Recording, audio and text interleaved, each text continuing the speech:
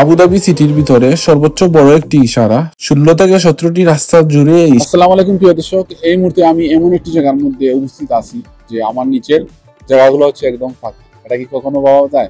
মানুষের আনাগোনা এই রাস্তা দিয়ে খুব বেশি।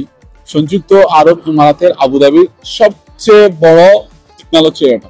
বর্তমানে যে সিগন্যালের মধ্যে উপস্থিত আছি তা হচ্ছে ইশারা, অনেক বড় একটা ইশারা। এই ইশারার মধ্যে রাস্তা রয়েছে প্রায় 16 থেকে 17টি রাস্তা রয়েছে। জাস্ট এই সিগন্যালের মাধ্যমে যে এই রাস্তাগুলা মানে কন্ট্রোল সিগন্যাল, এটা কি কখনো পাওয়া যায়? 16 থেকে 17টি রাস্তা রয়েছে। এই মুহূর্তে যে জায়গাতে উপস্থিত আছি সবচেয়ে ইন্টারেস্ট বিষয় হচ্ছে এই দেখেন আবুধাবি কর্নিশের পাড়ে এই হচ্ছে সেই 2 লাইনের রাস্তা।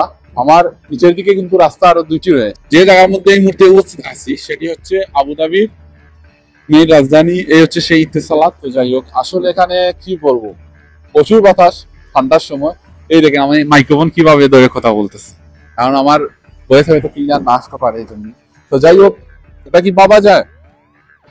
16 থেকে 17টি রাস্তা এই সিগন্যালের মাধ্যমে মানে ওরা কন্ট্রোল করে আছে। কানুন হচ্ছে এমন একটা জিনিস, যে দেশের কানুন ভালো সেই দেশে কোনো অশৃঙ্খলা নেই।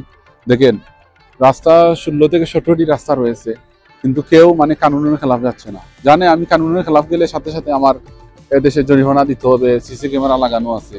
তো যে দেশের কানুন যত ভালো সেই দেশের মানে পরিস্থিতিও ভালো, সব দিক দিয়ে ভালো। যে দেশের কানুন ভালো সেই দেশে কিন্তু কোনো শৃঙ্খলা করা কোনো সম্ভবই না। এগুলা সব নির্ভর করে কানুনের উপরে। যে দেশের কানুন ভালো সেই দেশে দুর্নীতি বন্ধ।